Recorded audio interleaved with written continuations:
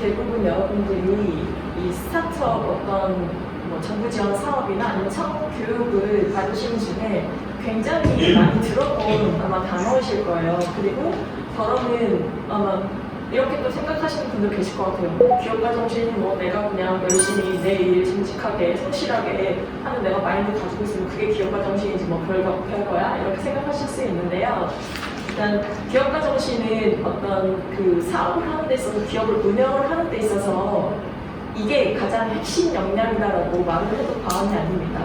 그래서 많은 학자들이 기업가 정신에 대해서 연구를 하고 있고 계속해서 좀 그런 어떤 연구 결과들을 발표를 하고 있어요. 오늘 이 시간은 뭐 여러분들이 막 공부를 학문적으로 공부를 하실 건 아니고 그냥 간단하게 가볍게 기업가 정신은 뭔지 그냥 개념 이해 정도 하시고 그 다음에 이제 여러분들보다 먼저 이제 사업에 진입을 하셔서 창업을 하시고 성공하신 그 CEO들의 어떤 경험적인 그 사례들을 좀 저희가 클립 영상으로 많이 준비를 했어요. 그래서 그거 보시면서 나에게 적용할 수 있는 건 뭔가? 나는 무엇이 지금 만들고 있지? 아, 저 사람이랑 나는 다른데 왜 똑같은 이 상황으로 가야 하지? 이제 그렇게만 보지 마시고 아마 그 영상들을 보시고 여러분들의 지금 사업과 좀 비교하시면서 적용할 수 있는 어떤 좀 시사점들을 도출하실 수 있는 그런 시간이 되었으면 합니다.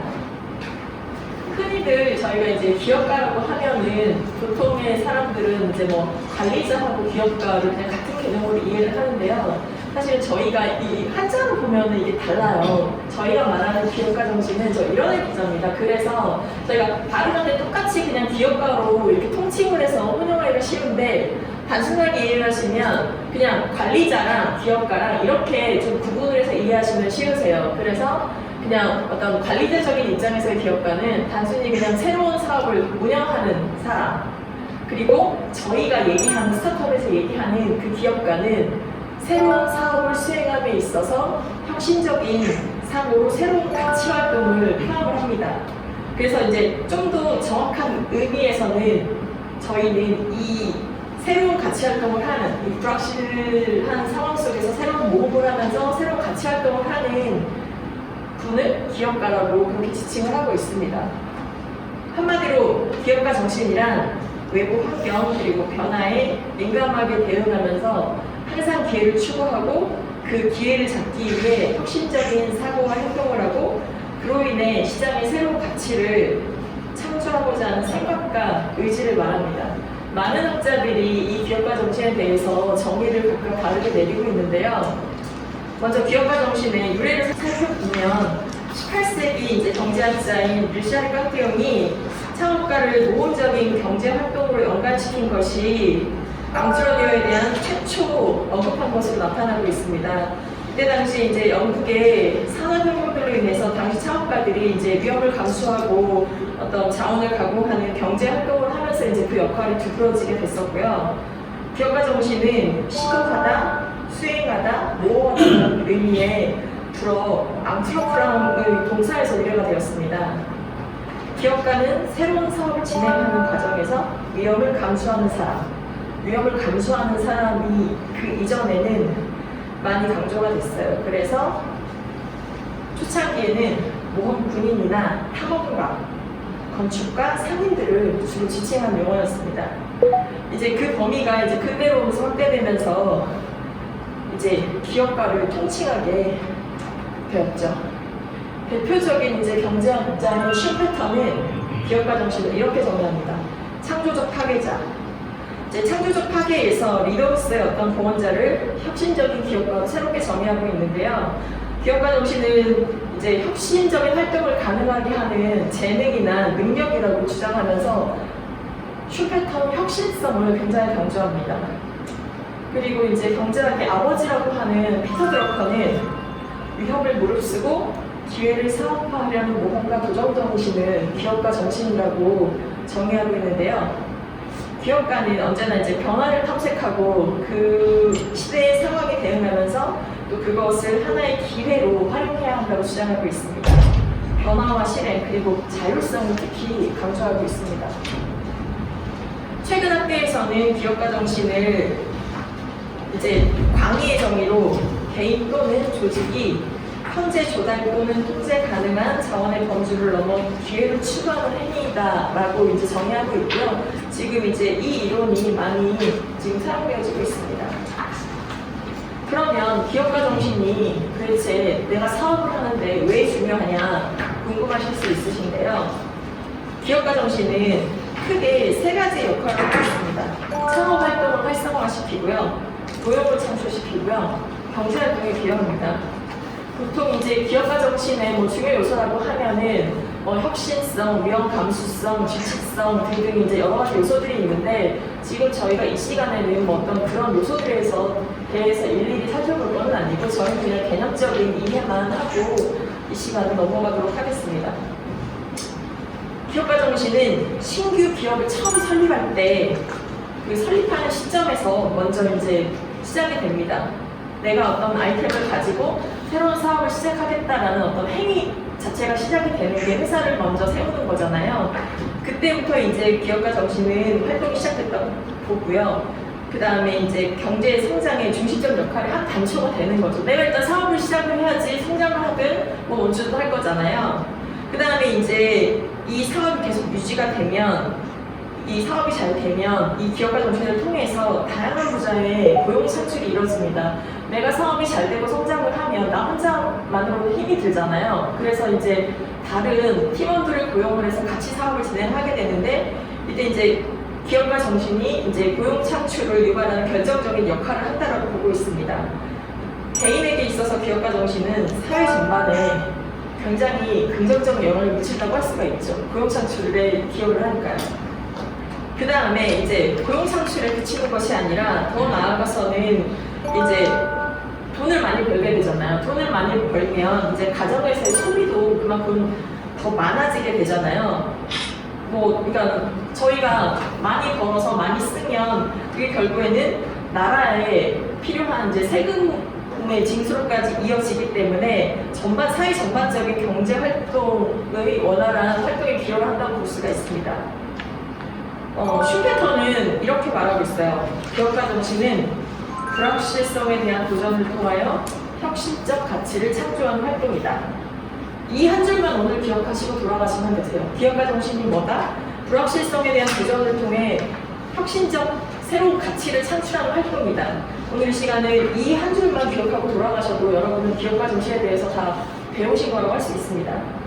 기업가는 혁신과 사회 진보의 핵심 주체입니다. 기술 혁신을 통해서 창조적 파괴를 선도하는 혁신자라고 슈페터는 강조하고 있어요. 기업가는 경제적 자유를 확대하고 궁극적으로는 정치적 자유를 확대하여 자유민주주의 사회 발전에 기여한다. 굉장히 뭐가 되게 거창하죠. 피터 드러커는 예전에 인터뷰에서 이런 말 한 적이 있습니다. 기업가 정신 1위 국가는 어디인가라는 질문을 받았는데 한국이라고 대답을 했어요. 이해가 잘 안 되시는 분들도 아마 계실 거예요. 그런데 예전에 저희가 6.25 전쟁을 겪고 나서 40년 전까지 저희가 전쟁을 겪은 나라였기 때문에 그때 당시엔 저희가 폐허였어요. 아무도 저희가 지금 이렇게 경제 성장을 이루고 경제 대국이 될 거라고는 그 누구도 상상하지 못했습니다. 그때 당시에는 한국에는 전혀 산업이 존재하지 않았어요. 그냥 농사 짓는 게 다였어요. 그런데 이제 미국에 그러니까 원조 자금이 들어오긴 했지만 저희가 제조와 첨단 쪽에 굉장히 열심히 산업을 발달을 시키면서 저희가 40년 만에 이제 경제 대국이 됐어요. 그걸 보고 이제 피터 드러커는 저희는 기업가 정신 1위 국가를 어디라고 생각하냐는 질문에 한국을 꼽았습니다. 그때 당시 저희는 수십 년간 이제 일본 식민지 지배로 산업화 자체가 허용되지 않았어요. 그리고 일본은 저희 나라 국민에게 고등교육을 허락하지 않았습니다. 사실상 이제 한국에는 교육을 받는 사람이 존재하지 않았고요. 한국전쟁으로 인해서 완전히 사회적인 어떤 그 질서 체제가 다 붕괴가 됩니다. 오늘날 한국은 10여 개의 산업 부분에서 세계 최고 수준에 도달했으며 조선업을 비롯한 그 여러 분야에서 세계 시장을 선도하고 있습니다. 이 모든 것들이 다 기업가 정신에 기반을 해서 경제 성장을 이뤘다고 피터 드러커는 말하고 있습니다. 피터 드러커는 우리를 세계 제1등의 기업가 정신 국가로 꼽고 있는가, 아마 그 좀 이 세대에 따라서 뭐 이병철이라는 분을 아시는 분도 계실 테고 모르는 분도 계실 거예요. 아마 지금 삼성에 얼마 전에 이건희 회장이 돌아가셨는데 요즘 젊은 친구들은 삼성을 만든 사람이 이건희로 알고 있는 친구들도 제법 많더라고요. 네. 호황 이병철 회장은 삼성을 처음 만든 사람입니다.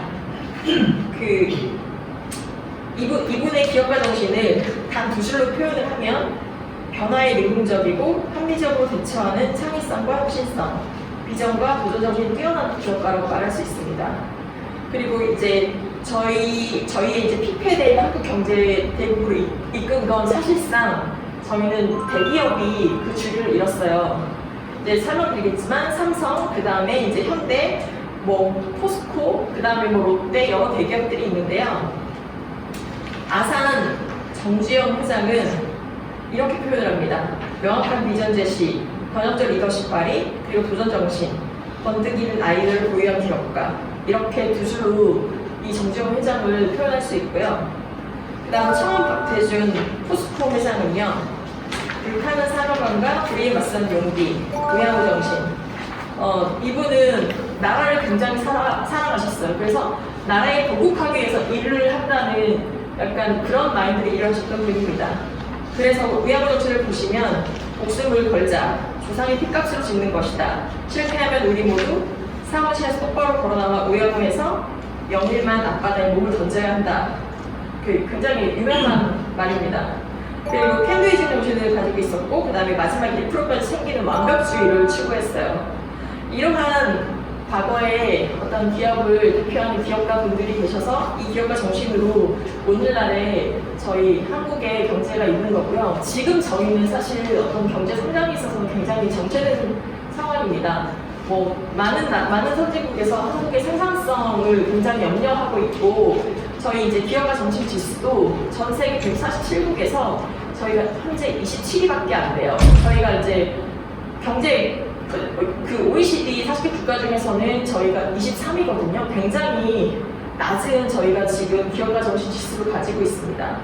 지금 선진국 같은 데서는 이미 초등교육 과정부터 기업가 정신 과정을 완전히 정교화해서 가르치고 있고요. 저희 같은 경우에는 지금 이제 뭐 대학교에서도 일부 이제 정규 교과를 운영을 하고 있어요. 이 기업가 정신은 아예 교과목을 하나 따로 빼서 한 학기 동안 15주 과정에 의해서 지금 강의가 진행이 되고 있거든요. 그리고 뭐 중학교나 고등학교, 초등학교도 약간 특성화된 학교에서는 기업가 정신 교육을 하고 있습니다. 보통의 대개의 경우에는 그냥 단발성으로 기업가 정신 교육 캠프 같은 거를 통해서 저희는 교육이 이루어지고 있는 실정입니다. 이 세 분에 대해서 잘 모르시는 분들도 계실 거고, 과연 이분들이 어떠한 기업가 정신을 가지고 있길래 우리가 이 사람들에 대한 어떤 기업가 정신의 철학을 배워야 하는가 이제 궁금하실 텐데, 제가 유튜브에서 간단한 클립 영상들을 준비했습니다. 나보다 먼저 창업을 하고 나보다 먼저 성공한 선배 창업가였던 그 성공 스토리를 짧게 들으시면 아마 백문이 불여일견이라고, 제가 100마디 말하는 것보다 여러분들이 보시는 게 이해가 훨씬 빠르실 것 같아요. 근데 저희가 지금 약간 이 시스템상 에러가 있어가지고 여기에서 지금 그 PPT에서 지금 동영상이 안 돌아가요. 그래서 제가 어차피 이 영상들은 다 유튜브에서 다 가져온 거라 유튜브에서 좀 일일이 하나씩 찾아가지고 지금 좀 재생을 해드려야 될 것 같아요. 잠시만요. 사람들은 우리나라 제1세대 창업주인 호황 이병철과 아산 정주영을 곧잘 비교합니다. 부잣집아들 이병철의 창업이 쉬웠을 것이라고 생각한다면, 그리고 삼성은 정경 유착으로 탄탄대로를 달린 기업만으로 여기는 것은 큰 오산입니다. 호황 이병철은 부유한 환경에서 태어났지만 시대적인 어려운 환경 속에서 사업가적인 기질과 탁월한 판단력으로 오늘날 삼성의 발판을 마련했죠. 한 국가의 발전은 기업의 발전에 의해 이루어진다고 해도 과언이 아닙니다. 오늘은 인재를 등용하고 조직을 확장시켜 오늘날의 글로벌 기업 삼성의 기틀을 마련한 호황 이병철 특유의 기업가 정신에 대해 살펴보려 합니다.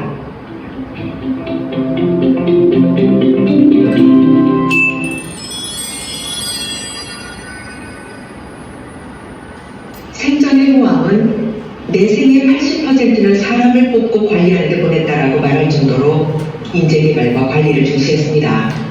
삼성의 최고 자산은 인재라고 말할 정도로 인재 양성에 아낌없이 투자했어요. 사원들의 기숙사를 짓는 데도 공을 들였고 사원들의 복지에도 신경을 많이 쓰는 등 인재 관리에 초점을 둔 경영을 해나갔습니다.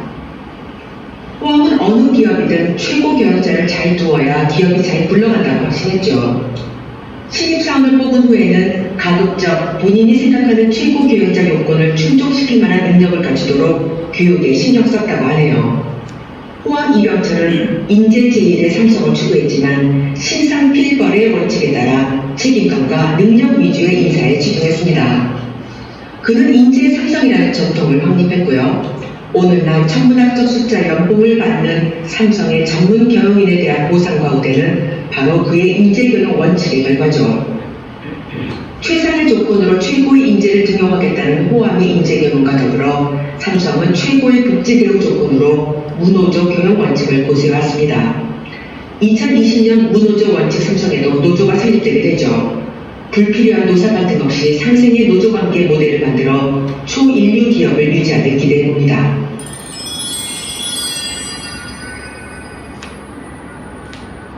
(6.25) 전쟁을 겪으면서 우리나라의 경제는 수입품에 의존할 수밖에 없었죠.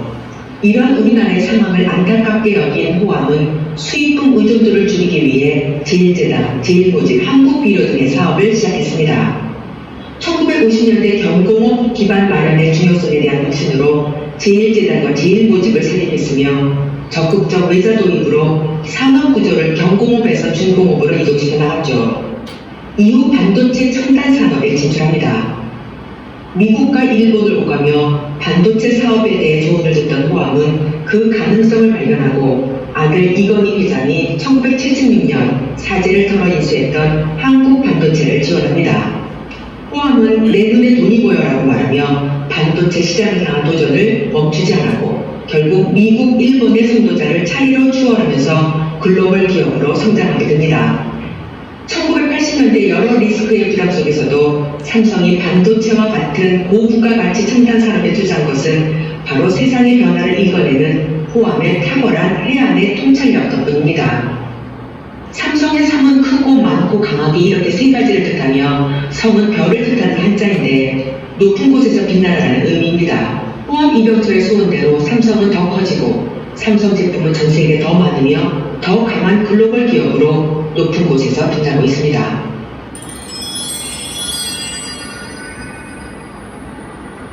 삼성그룹을 창업한 이병철 전 회장이 일본에서 대학을 다니다가 중도에 그만두고 고향 경남 의령에서 농사를 지을 때 이야기입니다. 일찍부터 두뇌가 명석했지만 이지에도 뛰어나 논에서 돈 버는 방법을 연구해냈죠.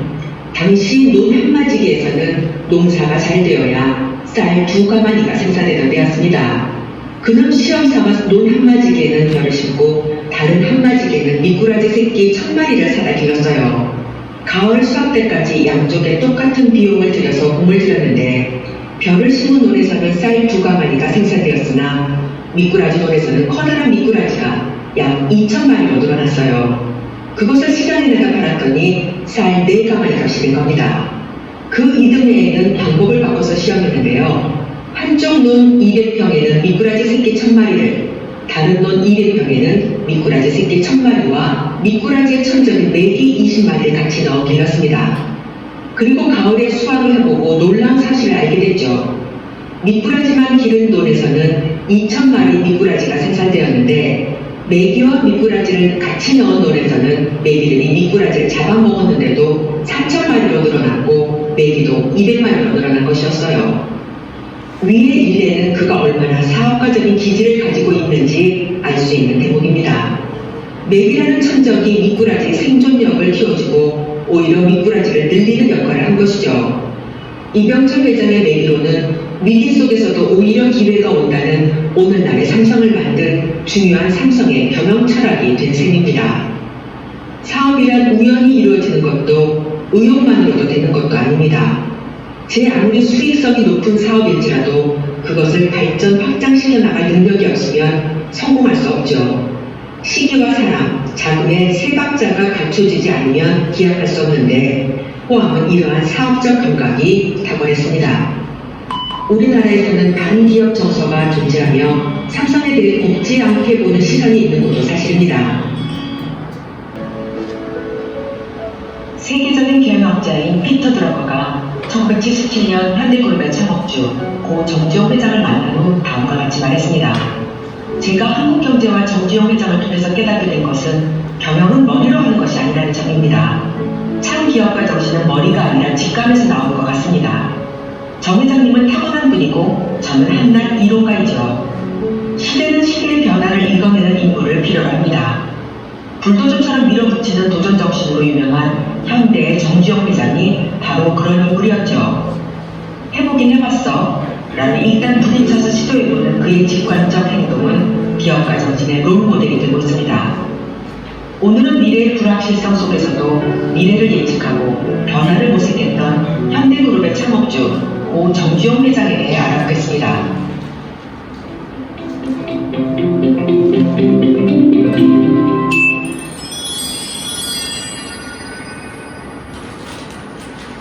아산 정주영은 요즘 말로 하면 흑수저 중에 흑수저 출신이죠.